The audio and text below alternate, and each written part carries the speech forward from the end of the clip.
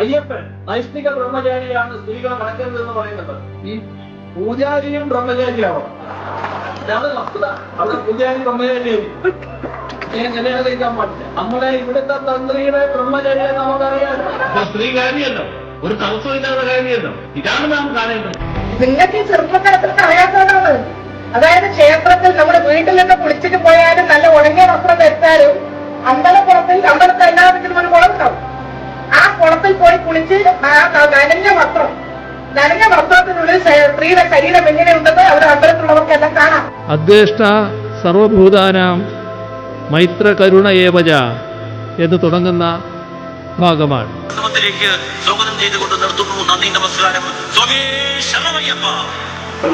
കണ്ട ആക്ടിവിസ്റ്റുകൾക്ക് കയറി നിരങ്ങാനുള്ള സ്ഥലമല്ല ശബരിമല എന്ന് പറഞ്ഞു. യുവതികൾ വരികയാണെങ്കിലും മറ്റുള്ള കാര്യമല്ലേ നമ്മളിപ്പോ നോക്കേണ്ടത്. ഒരു യുവതിയും വരാൻ വേണ്ടി തയ്യാറായില്ല.